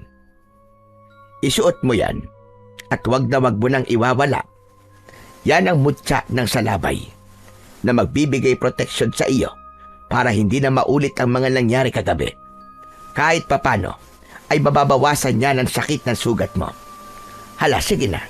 Isuot mo na nang makaalis na tayo. Agad ko yung isinuot sa leeg ko. Pagkatapos ay sinundan ko si Lola Tanya sa kanyang paglalakad. Tama ang sinabi ng aking lola na wala ang sakit ng sugat ko at kahit papano ay hindi ako nahirapan sa paglalakad. Pagkalipas ng ilang minuto, sa wakas ay narating namin ang gilid ng kalsada. Napansin ko na halos dikit-dikit ang mga bahay na naroon. Gawa ang mga yon sa kugon at kawayan. Sa likod naman ng mga bahay ay ang malawak na lawa. Hindi ko agad napansin na marami palang nakatirang tao roon. Lumabas ang mga tao sa kanilang bahay. Masama ang tingin nila sa amin. Ngunit binaliwala ko yun. Mas lalo kong pinakiramdaman ang kilos nila. Nag-alala ko na baka bigla kaming kuyugin ng mga tao dahil ang tingin nila sa amin ay may dala kaming kamalasan. Hindi ako bumitaw sa braso ni Lola. Ipinagpatuloy namin ang paglalakad hanggang sa makarating kami sa barangay hall. Nakita ko ang isang matandang lalaki na seryosong nakaupo sa harap ng lamesa habang abala sa pagbabasa sa hawak niyang papel. Magandang umaga sa iyo, Kapitan. Ako nga pala si Lola Tanya at kasama ko naman ang aking apo na si Nera. Ako naman po si Kapitan Eli. Ano po ba ang kailangan ninyo? Nabanggit kasi sa akin ni Freddy na balak mo raw ipasara ang palaisdaan ko. Yun ay dahil sa mga nangyari sa mga taong natatagpo ang patay doon. Ah, kayo po pala nagmamay-ari nun. Akala ko kasi sa Maynila na kayo maninirahan. Nasabi na pala ng anak ko sa inyo ang tungkol sa palaisdaan. Bueno, kayo naman po ay nandito na. Wala na pong dahilan para ipasara yon. Ngunit sa oras na merong mamatay ulit sa lugar na yon, kayo na po mananagot sa amin. Alam niyo po kasi, ang taong bayan ang nakiusap sa akin na kung maaari ay ipasara na yon. Pero kung tatanggapin naman po ninyo ang responsibilidad sa sinasabi ko sa inyo, ay pagbibigyan ko po kayo. Hindi ako makapaniwala. Natatay pala ni Freddy si Kapitan Eli. Wala namang kasing binabanggit sa akin ang binata. Sa pagkakataong yun, ay gusto ko sanang tumutol sa sinabing yun ni Kapitan. Ngunit naunahan akong magsalita ni Lola. Alam ko naman kung ano ang inaalala mo, Kapitan. Kaya nakahanda ako sa responsibilidad na sinasabi mo. Bigla akong nag-alala sa sinabing yun ng aking lola. Tutol ako sa pagtanggap niya sa responsibilidad. Mahirap yun, lalo na kung buhay ng tao ang pinag-uusapan. Akma na sana akong magsasalita, ngunit hinawakan ni Lola ang aking kamay. Tumingin siya sa akin, para bang pinipigilan niya ako na huwag makialam. Kaya naman, wala na akong nagawa. kundi ang manahimik na lang sa isang tabi. Hindi ko alam kung ano ang tumatakbo sa isip ng aking lola. Basta nagtiwala na lamang ako sa desisyon niya. Nang matapos sila sa kanilang mga pinagkasunduan, ay umalis na rin kami sa lugar na yon. Walang gustong magsalita sa aming dalawa. Nakatungo lang ako ng mga sandaling yon dahil ayokong makita ang mga taong nakatingin na naman sa amin. Habang tinatahak namin ang daan pabalik sa palaisdaan, ay hindi na ako nakatiis. Kinausap ko na si Lola. Lola, wala po ba kayong balak na ipaliwanag sa akin ang pagpayag niyo po sa kondisyon ni Kapitan Eli? Para ano pa? Para pigilan ako sa gusto kong mangyari. Talagang hindi po ako sumasang-ayon sa gusto niyo, Lola. Dahil ang kaligtasan niyo po ang inaalala ko. Paano? Kung meron na namang mamatay sa palaisdaan, sino po mananagot? Hindi po ba't kayo? Nera, Apo. Alam ko naman na alam mo na ang tungkol sa totoong nangyari kay Rodolfo, hindi ba? Dahil hindi ka nagulat kanina. At alam ko rin na si Freddy ang nagsabi sa iyo. Pero bakit hindi mo ako naiintindihan? Tumigil si Lola Tanya sa paglalakad sa tapat ng palaisdaan at ibinaling ang paningin sa akin. Sana, maunawaan mo kung bakit ko ito ginagawa. Masama ang loob ko sa nangyari sa lolo mo. Mas matatanggap ko sana kung namatay na lang siya sa sakit. Pero Apo, pinatay ang lolo mo ng isang aswang. At habang nabubuhay ako, hindi ako titigil hanggat hindi ko nakakabit ang hustisyang nararapat para sa kanya. Kung kinakailangan na bumalik ako sa pagiging manunugis ng aswang ay gagawin ko. Mapigilan ko lang ang paghasik ng lagim ng mga aswang. Pero, ano po ang kaugnayan ng palaisdaan sa pagtanggap niyo ng kondisyon ni Kapitan? Para ipakita sa aswang na hindi niya ako masisira sa mga tao. Naniniwala ako na ginagawa niyang tapunan ng patay ang palaisdaan para siraan ako sa paningin ng mga tao. Kutob ko, may dahilan kung bakit niya ako ginugulo. Kaya lalabanan ko siya. Nakahanda ako sa paghaharap namin ng aswang na pumatay sa lolo mo. Bumakas ang galit sa muka ni Lola Tanya. Kitang-kita ko ang pagnanais niya na mabigyan ng hustisya ang pagkamatay ng lolo ko. Pagkatapos niyang sabihin yun, iniwan niya ako sa tapat ng palaisdaan. Nahabol ko na lang siya ng tanaw hanggang sa pagpasok niya sa loob ng mansyon. Pagkatapos kong makapag-isip, ay naglakad na rin ako papunta sa bahay. Dumiretso na lamang ako sa silid ko. Humiga ako sa katre habang nakatingin sa bubong. Dala ng pagod ay agad akong nakatulog. Napabalikwas ako ng bangon nang marinig ko ang kalampag ng mga kalderong nahulog sa sementadong sahig. Napatingin ako sa nakabukas na bintana. Madilim na ang paligid. Hindi ako ginising ni Lola para mananghalian. Masama yata ang loob niya sa mga nasabi ko kanina.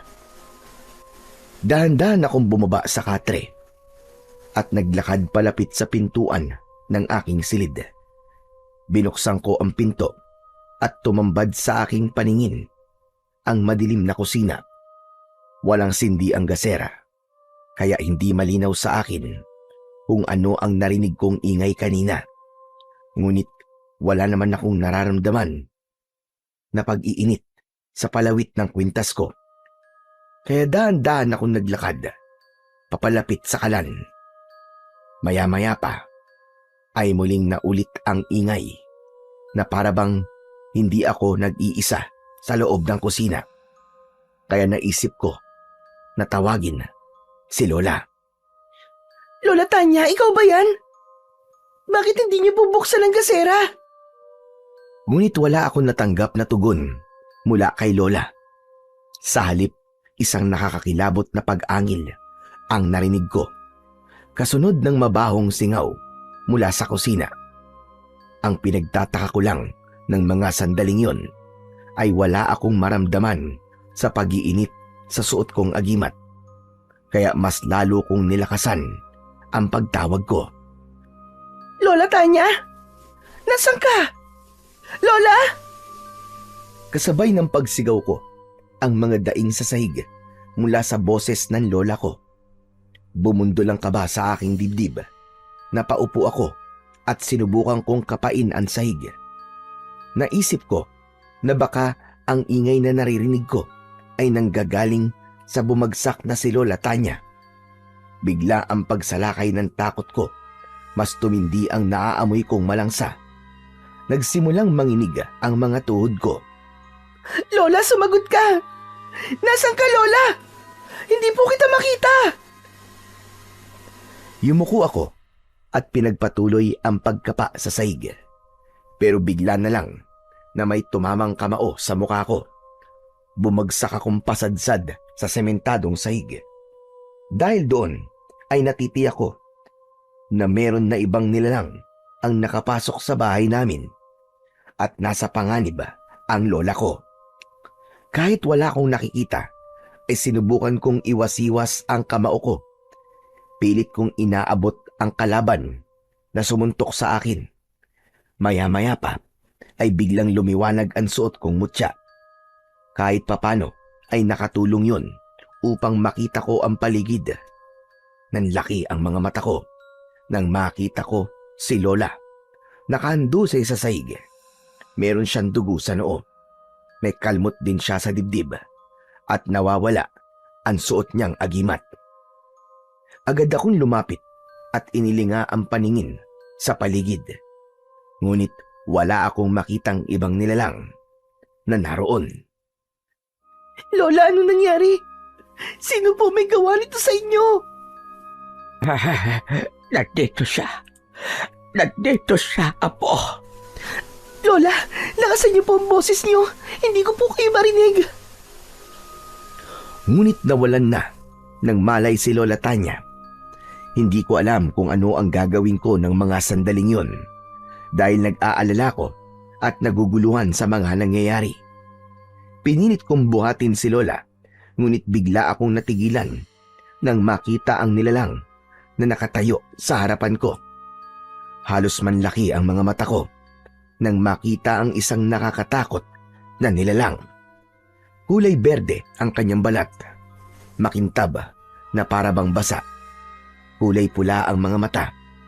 Wala itong ilong, ngunit may pangil sa bibig na may bahid pa ng dugo. Nakadagdag sa takot ko ang dalawa niyang matulis na sungay. Napatayo ako at umasa sa liwanag ng suot kong mutya. Hayop ka! Sinaktan mo ang lola ko! Magbabayad ka! Magbabayad. Ang lola mo ang may utang sa akin. Pinatay niya ang pamilya ko. Naniningil lang naman ako ng pautang. Wala akong alam sa mga pinagsasasabi mo. Bumalik ka sa impyernong pinanggalingan mo! Hindi ako babalik sa impyerno nang hindi kasama ang lola mo. Nagbalik ako para maghiganti. Uubusin ko ang mga lahi ninyo. Hindi! Hindi mo makukuha ang mga gusto mo. Kung meron man na dapat mamatay dito, walang iba kundi ikaw. Dahil kampong ka ng kadiliman, kampong ka ni Satanas. Kung ano man ang pagkakautang ni Lola sa'yo, sapat ng kabayaran ang ginawa mong pagpatay sa lolo ko, hayop ka! Hindi ka pa nasiyahan. Nandamay ka pa ng mga taong walang kalaban-laban. Nagkakabali ka. Lahat sila may kasalanan. Dahil sila ang ipinagtanggol ng lola mo. Kaya sa naging manunugis doon, isa ako sa naging biktima ng kasamaan niya. Kaya naririto ko para iparamdam sa kanya kung paano mawalan ng mahal sa buhay, kagaya ng ginawa niya sa pamilya ko. Pwes, magdadaan ka muna sa ibabaw ng bangkay ko. Talagang dadaan ako sa bangkay mo dahil papatayin kita. Ibibigay ko sa'yo ang laban na hinahanap mo. Biglang naglaho ang nilalang sa harapan ko. Natakot ako dahil hindi ko pa alam kung paano gamitin ang mutya na suot ko. May kakayahan ng aswang na maglaho at agad na magpapakita upang umatake. Kaya nang muli siyang magpakita sa harapan ko, ay hindi ko na naiwasan ang pagtama ng kamao niya sa tiyan ko. Gumanti ako ng suntok sa mukha niya, ngunit naiwasan niya yon. Muli siyang gumanti ng suntok sa akin at sa pagkakataon na yon ay tinamaan niya na ako sa dibdib. Bumagsak ako sa sahig sa tabi ni Lola. Nagtataka lamang ako kung bakit natalo ng aswang si Lola, gayong may suot siyang agimat. Maya-maya pa ay muling umalingaw-ngaw ang boses ng aswang. Walang laban sa akin ang mga agimat ninyo. Dahil para sa akin, ako ang pinakamalakas. Kaya hanggat hindi ko kayo napapatay, uubusin ko ang lahat ng mga tao rito. Dahil sa sinabing yun ng aswang, bumundol ang kaba sa aking dibdib. Inipon ko ang lahat ng lakas ko na nagpatindi sa liwanag na lumalabas sa mutya ng salabay. Bumangon ako. Agad akong sumugod sa aswang. Inatake ko siya ng suntok at sipa na tumama sa katawan niya. Sa lakas ng epekto ng kapangyarihan ko, bumalandar siya sa dingding ng pinto at nasira yon. Kahit na anong mangyari, ay hindi ko hayaan na magtagumpay ka sa mga binabalak mo. Lalabanan kita. Kabilang ka na rin sa mga pahihirapan ko. Ikaw ang pahihirapan ko, hayop ka. Pinatay mo ang lolo ko at sinaktan mo naman ang lola ko. Kaya humanda ka dahil papatayin kita. Lalapitan ko sana ang aswang nang bigla siyang naglaho sa paningin ko. Sinubukan kong manatili sa kinatatayuan ko at pinakiramdaman ang paligid ko. Ngunit wala na akong naramdaman na presensya mula sa pesteng aswang. Sinulyapan ko si Lola Tanya at walang kahirap-hirap na binuhat ko siya papasok sa loob ng silid ko. Binuksan ko ang gasera, saka inihanda ang mga gamot. Pagkatapos kong gamutin ang sugat ng aking lola, binindehan ko pa yon ng malinis na tela, saka naupo sa tabi niya. Malakas ang nilalang na umatake sa atin, Lola. Kaya natalo niya ang agimat mo. Dahil sa pagiging manunugis mo ng aswang noon, naghihiganti na ang pamilya na napatay mo. Isang malalim na buntong hininga ang pinakawalan ko ng mga sandaling yon. Nag-aalala ko sa banta ng aswang kanina. Kaya naisip kong lumabas para hanapin ang aswang. Isinara ko munang mabuti ang mga bintana at pinto para masiguro na ligtas ang aking lola. Pagkatapos namati ako na hindi basta makakapasok ang aswang sa loob ng aking silid, lumabas na ako ng mansyon. Naglakad ako ng dahan-dahan, palapit sa palaisdaan. Pagkarating ko sa tapat ng palaisdaan, ay naging alerto ako sa paligid. Alam ko na may dadalhin na bangkayang aswang na yon at itatapon na naman sa palaisdaan namin. At hindi ako nagkamali. Isang patay na baboy ramo nga ang inihagis ng aswang sa tubig. Natuklasan ko na bukod sa kakayahan niyang maglaho, ay kaya rin niyang lumipad dahil sa malapaniki niyang pakpak. Bumaba ang aswang sa harapan ko at nakangising nakalantad ang kanyang malalagaring mga ngipin. Naglaho ang pakpak niya sa likod at nagsalita. Umpisa pa lang yan. Hayop pa lang ang pinapatay ko. Ngunit kapag nagmatigas pa kayo maglola, kayo na ang sunod na lulutang sa palaisdaan na yan. Gusto ko na makita niya ang pagkamatay mo. Nang malaman niya kung gaano kasakit, kung paanong mawalan ng mahal sa buhay. Pero kung nagmamadali ka na sa kamatayan mo, ay pagbibigyan kita. Kung inaakala mo na matatakot ako sa'yo, nagkakamali kang demonyo ka. Pumapatay ng taong pamilya mo. Kaya sila pinatay ng lola ko. Kaya wala kang karapatan na magigante. Dahil kampun ka ng kadiliman. Kahit na anong mangyari, pipigilan kita. Sige, subukan mo kung kaya mo kong pigilan.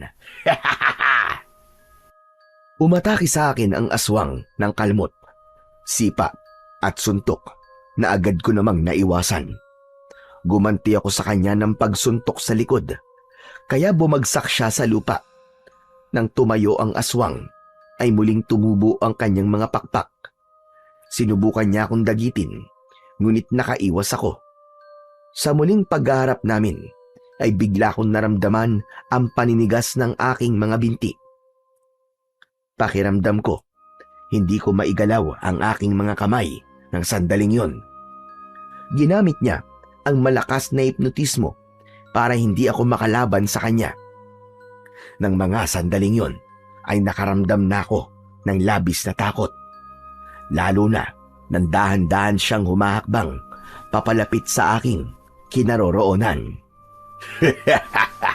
Sinabi ko naman sa iyo na hindi mo ko kaya.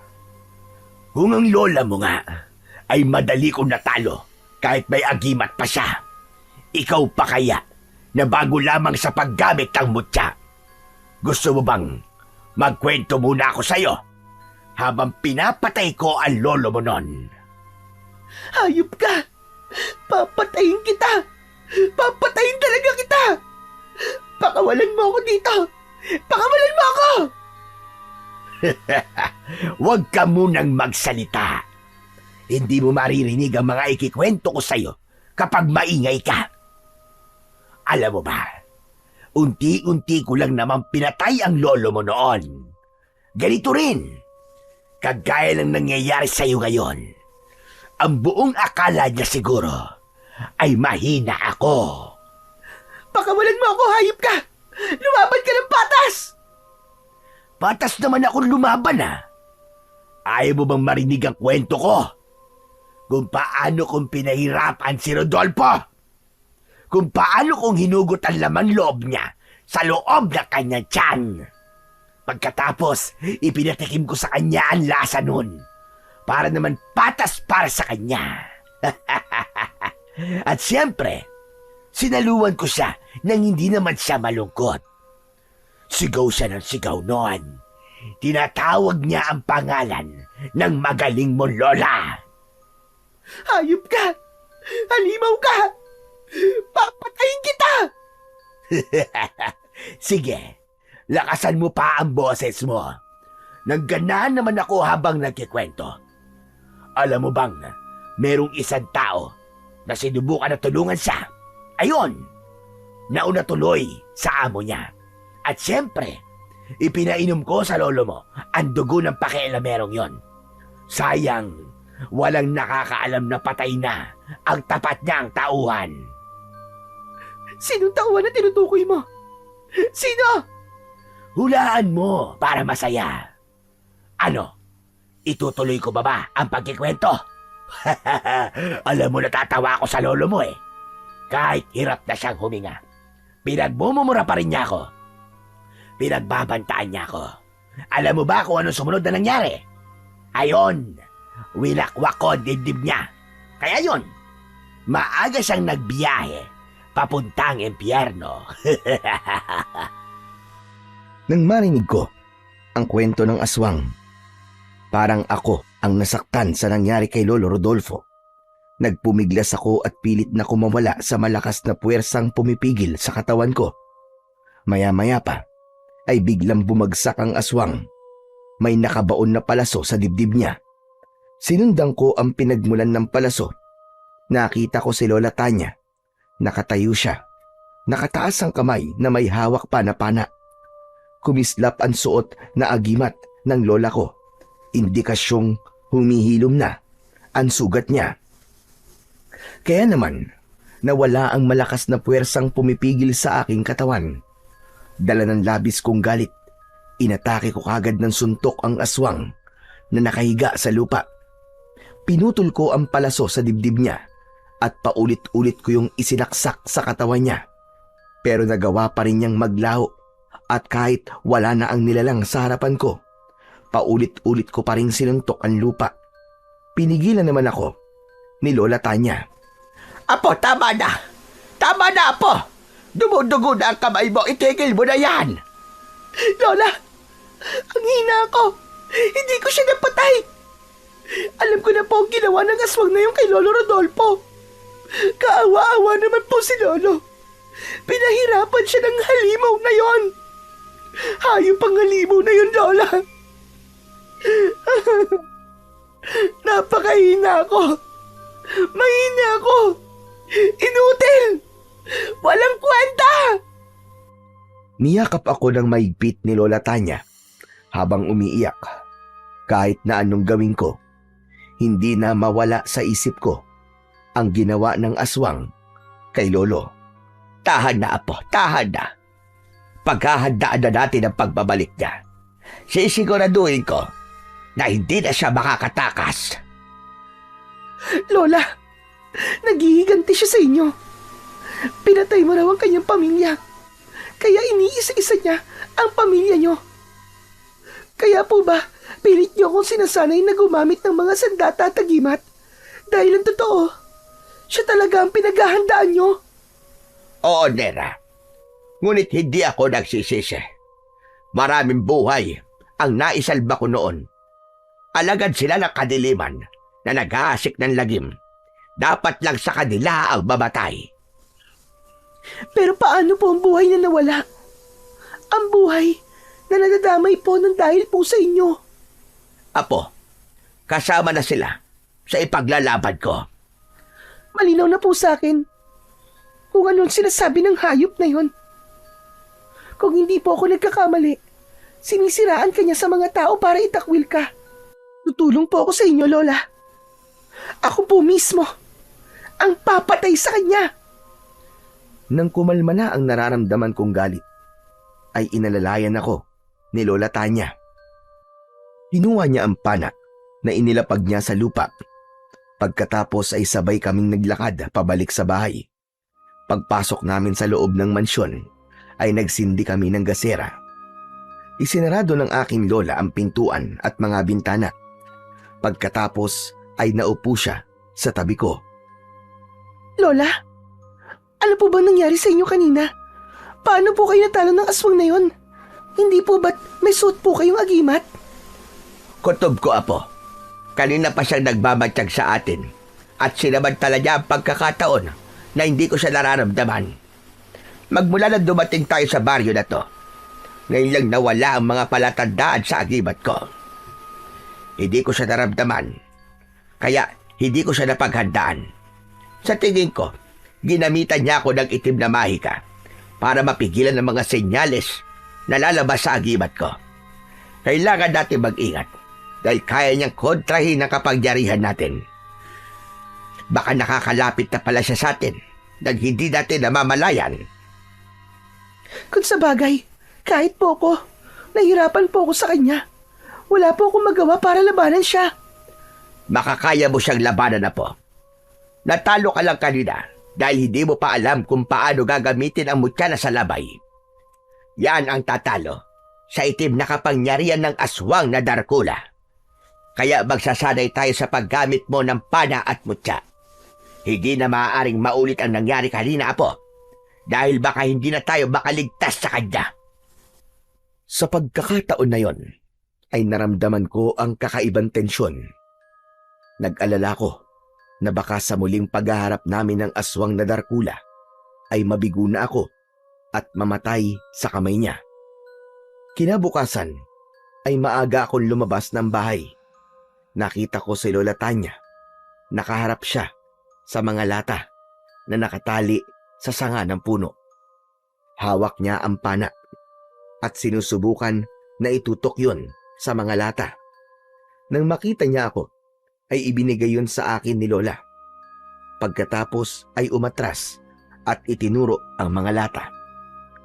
Sige, tignan natin. Patamaan mo ang mga lata na yan, Apo. Gawin mo ng buong maghapon hanggat hindi mo napapabagsak ang mga yan. Pero Lola, hindi naman po ako marunong gumamit nito eh. Kaya nga tinuturuan kita. Dahil hindi sa lahat ng oras ay kasama mo ko. Kaya pag-aralan mo na ipagtanggol ang sarili mo. Wala na akong nagawa. Ng mga sandaling yon, tinanggap ko na ang pana at binalahan ko yon ng palaso. Itinutok ko ang pana sa mga lata na nakasabit sa sanga. Dahil malakas ang hangin, hindi ko yun tinamaan. Ilang beses pa ako nagpakawala ng palaso, ngunit kahit isa ay wala akong tinamaan sa lata. Kaya naman, lumapit na si Lola sa akin at siya na mismo ang gumamit ng pana. Ipinakita niya sa akin kung paanong patamaan ang mga lata. Nanlaki ang mga mata ko dahil tumagos ang palaso sa lata at tumama pa yon. Sa kasunod nito, nakangiti naman si Lola nang muli siyang tumingin sa akin. Lola, ang galing nyo. Paano pong nangyari yun? Paano niyo po nagawa yun, Lola? Magagawa mo rin yon. Basta focus ka lang at patibayin mo ang dalawang braso mo. Huwag mong isipin na merong hangin. Ang isipin mo ay kung paano mo tatamaan ng mga lata. Hala, sige. Ikaw naman ang pumana sa mga lata. Subukan mo. Muling ibinigay ni Lola Tanya ang pana sa akin. Pagkatapos ay hinawakan ko yon ng maigpit. Itinaas ko ang kamay ko at sinunod ang sinabi sa akin ni Lola. Sinipat ko ang lata. Halos hindi ako humihinga ng mga oras na yon. Nang matiyak ko na sakto na ang posisyon ng pana ko, agad kong pinakawalan ang palaso. Nagulat ako nang tamaan ko ang lata. Sa lakas ng pagtama ng palaso sa lata, ay nahulog yun sa lupa. Hindi na tuloy maitago ni Lola ang labis na tuwa. Mahusay! Mahusay, apo! Nasa pulbo! Madali ka naman palang batuto. Nakakatuwa naman po, Lola Tanya. Hindi ko po akalain na magagawa ko po kagad patamaan ng lata. Alam kong magagawa mo, apo. Sige na, magsanay ka pa ng gusto. Ituloy mo lang ang ginagawa mo at ako naman magpapakain muna ako ng mga isda. Nang makaalis na si Lola Tanya sa harapan ko, ay muli akong nagsanay sa paghawak ng pana. Tumagal yon ng halos 1 oras.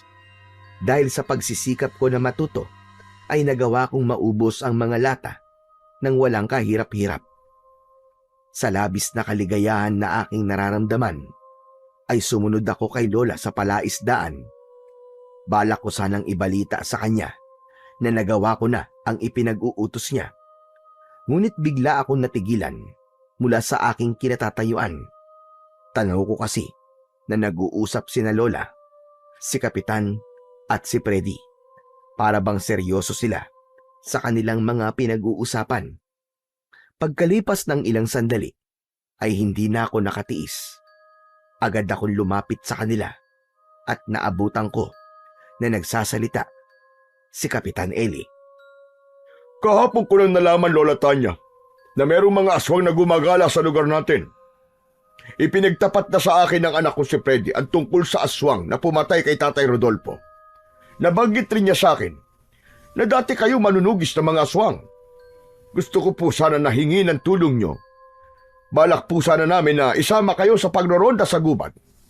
Malaking bagay po kasi kapag merong nakakaalam sa galaw ng mga aswang. Pwede naman sana, Kapitan, na sumama sa inyo. Kaya lang matanda na ako at mahina na ang katawan. Baka hindi ako tumagal sa paglalakad at maging sagabal pa ako sa inyo. Tay, tama naman po sinabi ni Lola Tanya. Baka mapahamak siya kung isasama pa natin siya. Ako na lang po ang sasama, imbis po na si Lola Tanya. Ako po ang tutulong sa inyo, Kapitan Eli. Teka, sigurado ka ba, Hanera? Sigurado po ako, Kapitan Eli. Matutulungan ko po kayo at malalaman po ang galaw ng mga aswang. Gagawin ko po ito para sa katarungan sa pagkamatay po ng lolo ko. Isa pa, tinuruan naman po ako ni Lola sa pakikipaglaban Kaya Hindi po ako magiging pabigat sa inyo. Pinapangako ko po yan. Abay, ganun ba? Mabuti naman kung ganun. Pero Nera, baka hindi mo alam kung anong panganib ang haharapin natin sa gubat. Pagroronda ang tawag sa gagawin natin. Sigurado ka ba na kaya mo? Oo naman, Freddy. Bakit hindi? Kung kaya niyo mga lalaki, aba, di hamak naman na kaya rin namin mga babae. Kung yan ang desisyon mo, Apo, sige, susuporta kita. May tiwala ako sa kakayahan mo. Teka, nagawa mo na ba ang ipinapagawa ko sa iyo kanina? Opo, Lola, tapos na po. Napabagsak ko na po lahat ng mga lata. Sapul po lahat. Magaling, Apo. Magaling ka talaga.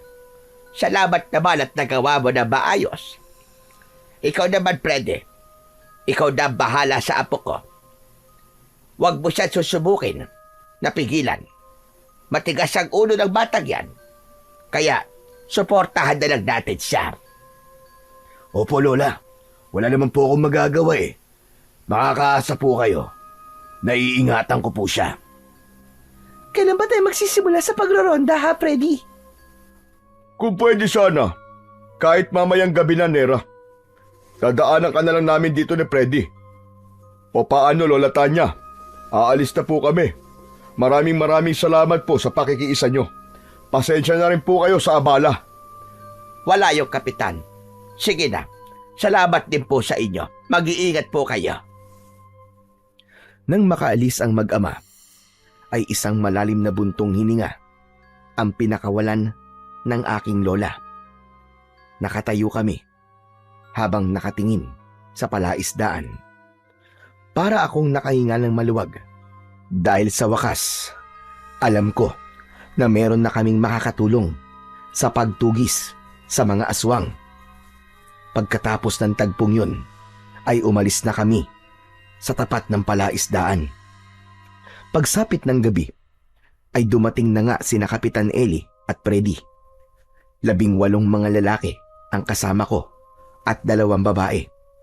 May mga hawak silang sulok, sibat, itak, at ako naman ay may bitbit na pana at punyal na nakatali sa hita ko. Handang-handa na ang lahat sa aming pagroronda. Mga kasama, makinig kayo lahat. Handa na ba kayo? Kahit na anong mangyari, ay sikapin natin na maging ligtas at makauwi sa mga pamilya natin ng buhay. Kapag nasa gubat na tayo, ay hindi tayo maghihiwa-hiwalay. Para sa oras sa salakayin tayo ng mga aswang, ay malalabanan natin sila. Kayang-kaya nating tapatan ang kanilang puwersa. Tayo na mga kasama. Isa-isang sumang-ayon ang mga kasama namin. Ako naman ay nanatiling walang imik sa tabi ni Freddy. Kabado ako ng mga oras na yon at pinagpapawisan ng malamig at malapot ang aking noo. Lalo na nang magsimula na kaming maglakad papasok sa kagubatan. Pagbungad pa lang ng aming mga sulok ay kumalat kagad ang liwanag sa kakawihan. Nabulabog namin ang mga hayop na nakatira doon. At dahil sa aming ilaw, ay biglang nakaramdam ang pangkat namin ng kaluskos sa paligid. Uminit din ang suot kong agimat. Pagkatapos, ay malakas na sumigaw si Freddy habang nakatutok ang sibat niya sa madilim na bahagi ng kakawihan. Mga kasama, nariyan ang mga kalaban! Alerto kayo! Dahil sa sinabing yun ni Freddy, naging alerto kami sa aming paligid. Mabilis ang paglinga namin sa unahan at hulihan ng aming daan. Saka ko lang napansin na parabang kulang na kami ng 2 miyembro. Teka, sandali lang po, Kapitan. Para pong nawawala po ang 2 babae na kasama natin, ah. Nang mapansin ni Kapitan Eli na nawawala nga ang 2 babae na kasama namin, napamura siya at mas lalong bumilis ang paglinga sa paligid habang itinututok ang sulok sa unahan ng daan. Anak ng putya, oo! Bakit walang nakapansin sa inyo na wala na ang 2 babaeng kasama natin? Ano ba kasing ginagawa nyo? Maging alerto kayo! Kahit ako ay aminadong hindi ko rin yun napansin. Masyado kaming nalibang sa paglalakad. Sinubukan ni Kapitan na tawagin ang pangalan ng dalawang babae dahil baka naligaw lamang ang mga ito. Ngunit ang narinig namin ay ang pag-angil sa paligid. Maya-maya pa ay lumitaw sa harapan namin ang maraming aswang na darkula. Doon na kami nagsimulang magkagulo. Natakot ang mga kasama ko dahil hindi nila inaasahan na magpapakita sa amin ang ganong karaming mga aswang. Itinaas ko ang aking pana at sunod-sunod na nagpakawala ako ng palaso sa ere. Tinamaan ko ang mga aswang na darkula at bumagsak ang mga yon sa lupa habang nagkikikisay ang katawan nila. Nera! Nera, sa likod mo! Ngunit huli na para tamaan ko ng palaso ang umaatake sa akin na aswang. Dinagit ako ng aswang at inilipad ako sa impapawid. Nabitiwan ko ang hawak kong pana. Pero dahil sa suot kong mutya ng salabay, napaso ang aswang at nabitiwan din niya ako. Naramdaman ko ang pagtama ng katawan ko sa sanga ng puno. Ngunit nakakapit ako kaya hindi ako tuluyang bumagsak sa lupa. Mabilis akong bumaba sa puno at ginamit ang punyal na nasa hita ko. Agad kong sinalubong ang mga kalaban at nilaslas ang kanilang mga leeg. Bumagsak ang mga yon sa lupa habang bumubula ang sariling bibig. Lumilitaw ang malaasidong epekto ng aking kapangyarihan sa katawan nila hanggang sa tuluyan silang masunog at maging abo. Sa paglingon ko sa mga kasama ko, marami sa kanila ang nasugatan. Kaya naman, lumapit ako sa kanila at ako naman ang humarap sa mga aswang. Hoy! Ako ang harapin nyo! Mga impaktong buang kayo! Nagpasirko-sirko ako sa ere, papalapit sa mga kalaban ko. Bawat aswang na tamaan ng sandata ko ay bumabagsak ang mga yon sa lupa hanggang sa masunog ang katawan at tangayin ang abo ng hangin. Sa pagtayo ko para kumustahin ang mga kasama ko, napansin ko na nawawala sina Kapitan Eli at Freddy. Freddy! Freddy! Kapitan Eli! Nasaan po kayo? Sumagot kayo! Biglang bumundol ang kaba sa dibdib ko. Maya-maya pa ay nilapitan ko ang lalaking sugatan. Tinanong ko siya at sinabi niya sa akin na umalis daw ang mag-ama. Biglang lumiwanag ang suot kong mutya. Palatandaan yon ng isang panganib at babala. Iniwan ko ang mga kasama ko dahil iba ang kutob ko. Bigla kong naalala si Lola. Wala siyang kasama sa mansyon ng mga sandaling yon. Hindi ko alam kung bakit bigla akong kinabahan. Kaya malalaki ang hakbang ng mga paa ko na tinakandaan pabalik sa palaisdaan. Diyos ko! Diyos ko, sana po nagkakamali lang ako. Hindi maaari. Huwag niyo pong pababayaan ang lola ko, Panginoon ko. Nakikiusap po ako sa inyo. Lahat ng kaba na nararamdaman ko ng mga oras na yon ay mas lalong nagbigay sa akin ng matinding pagsisikap na makarating kagad sa mansyon sa palaisdaan. Pagkalipas ng ilang minutong pagtakbo ay narating ko na kagad ang kinaroroonan ng palaisdaan at hindi nga ako nagkamali sa babalang ipinaramdam sa akin ng aking mutya ng salabay. Nakita ko na pinagtutulungan ni na Kapitan Eli at Freddy si Lola Tanya. Hoy! Anong ginagawa niyo kay Lola Tanya? Akala niyo ba magtatagumpay kayo sa binabalak niyo? Tay, alam niyo na tungkol sa atin. Nawala na ang bisa ng itim na maika sa agimat niya. Kahit na bisto niya tayo, anak, hindi ko hahayaan na mabuhay siya. Sige na, patayin mo na siya! Pakawalan niyo si Lola! Bakit niyo siya sinasaktan? Pakawalan niyo siya! Hindi pa rin ba malinaw sa'yo ang lahat, Nera? O nagtatanga-tangahan ka lang? Pinaghandaan namin ang pagbabalik ninyo. Matagal nang patay ang may-ari ng mukha namin. Kaya madali lang sa amin ang mahulog kayo sa patibong namin. Ang bilis niyong magtiwala. Wala kayong kaalam-alam na may bisa ng itim na mahika ang mga agimat nyo para hindi nyo kami maramdaman. Pero ngayon, na natuklasan mo na ang pagkatao namin, wala nang dahilan para magtago. Mula sa harapan ko ay biglang nagbago ang anyo nila. Naging isang aswang na Darkula at si Freddy pala ay ang aswang na nanloob sa amin sa mansyon. Hindi na ako nagdalawang isip. Ginamit ko ang kapangyarihan ko para labanan ang dalawang aswang. Si Lola Tanya naman ay hinarap si Kapitan Eli. Ako naman ay kay Freddy. Nagpambuno kami. Kapangyarihan namin laban sa kapangyarihan nila. Sa una ay nahirapan ako dahil malakas ang kapangyarihang itim. Muntik mo na akong maisahan, Freddy. Hindi ko hahayaan na magtagumpay ka sa mga plano mo. Demonyo ka pala! Hindi ko rin naman hahayaan na magtagumpay ka. Dumating na ang paniningil namin ng tatay ko. Kaya naman, magbayad na kayo! Agad akong ginamitan ni Freddy ng kanyang itim na kapangyarihan para hindi ako makagalaw. Ngunit ginamit ko ang mutya ng salabay upang makontra naman ang kapangyarihan niyang pinakawalan. Lumitaw ang liwanag mula sa mutya at bumalot yon sa buo kong katawan. Pumikit ako at inusal ang isang orasyon na itinuro sa akin noon ni Lola Tanya.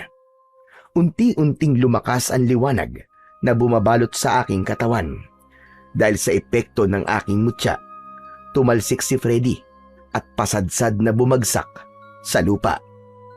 Nilapitan ko siya at dahil sa matinding galit na nararamdaman ko para sa kanya, hinubad ko ang aking mutya at isinuot yun sa kanyang leeg. Kitang-kita ko kung paano ang pagkikisay ng kanyang katawan habang sinusubukan niyang tanggalin ang kwintas na mutya. Mula sa aking harapan, natunaw siya at nasunog ang katawan hanggang sa maging abo at tangayin ng hangin. Nakita ni Kapitan Eli ang ginawa ko sa anak niya. Hindi maaari. Anong ginawa mo sa anak ko, Nera? Papatayin kitang hayop ka. Papatayin kita. Pero bago yon, uunahin ko muna ang matandang ito. Tinakal ni Kapitan Eli ang lola ko. Umangat ang paa ng aking lola sa lupa. Ngunit sa kabila ng hirap na nararamdaman niya, sinubukan niya pa ring ituro ang pana. Nera, apo ko! Taputin mo ang pana, bilisan mo! Patabaan mo siya sa ulo! Magmadali ka, apo! Nakita kong nasira ang agimat ni Lola, kaya wala siyang lakas para lumaban sa aswang na si Kapitan Eli. Wala nang ibang paraan. Dinampot ko ang pana sa lupa. Itinaas ko yun at itinutok ang palaso sa muka mismo ng kalaban, direkta sa ulo nito. 2 beses kong pinakawalan ang palaso. Bumaon ang mga yon sa mata at ilong ng aswang. Nabitiwan niya ang leeg ng lola ko.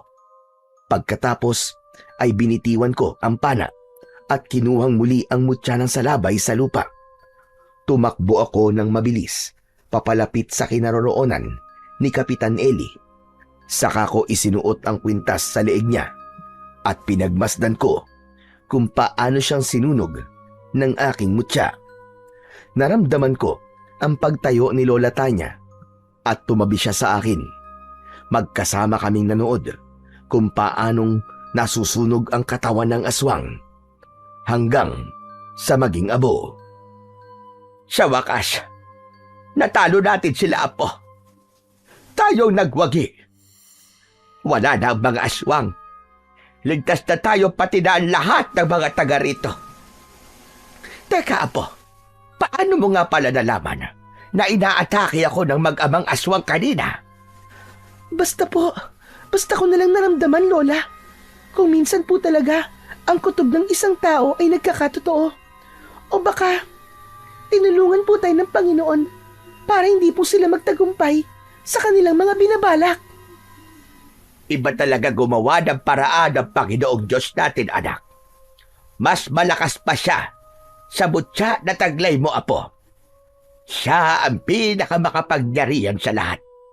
Siya ang dakilang lumikha. Opo, Lola. At napatunayan ko po na palagi niya po tayong ginagabayan.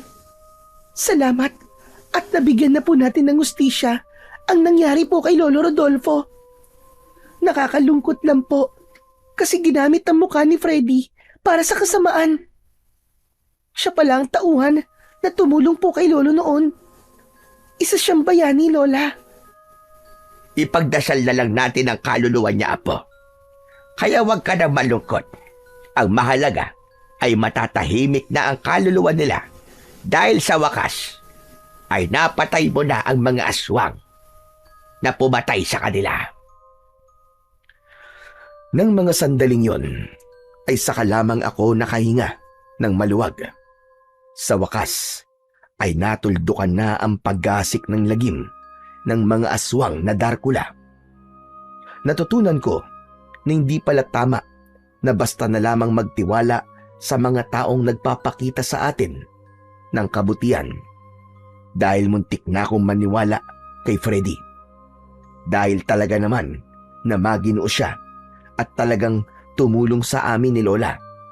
Yung pala ay bahagi lamang yon ng pagpapanggap niya para maisakatuparan ang paghihiganti niya. Hindi pala biro ang maging isang antingerang manunugis dahil marami ang nakakaaway at maaaring madamay ang pamilya. Sa ngayon po ay muling bumalik sa katahimikan ang baryo, pati na ang respeto ng mga tao kay Lola.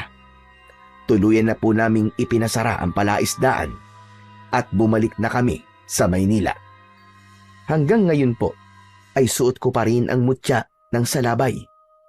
At sa tuwing nakikita ko po ang kwintas ko, ay naaalala ko ang nakakakilabot na karanasan na yon sa probinsya ng aking lola. Hanggang dito na lamang po ang natatangi kong karanasan at maraming salamat po sa pagbabasa. Ang kwentong inyong napakinggan ay nagpapakita lamang na sa dulo ng bawat laban, mapapatunayan na walang puwersa ng kadiliman ang makakadaig sa pusong may determinasyon at pananalig. Ang kanilang pagsisikap ay naging paalala na sa bawat pagsubok, ang liwanag ng kabutihan ay laging mananaig kung hindi tayo susuko. Ang hustisya ay hindi kagad dumarating, ngunit sa pagtsatsaga at katapatan sa layunin, ito'y tiyak na magwawagi. Sapagkat sa mundong puno ng dilim, ang tunay na sandata ay hindi lamang lakas o tapang, kundi ang paniniwala na ang kabutihan ay laging magbabalik. Mas malakas, mas makatarungan, at mas matatag kesa sa inaasahan.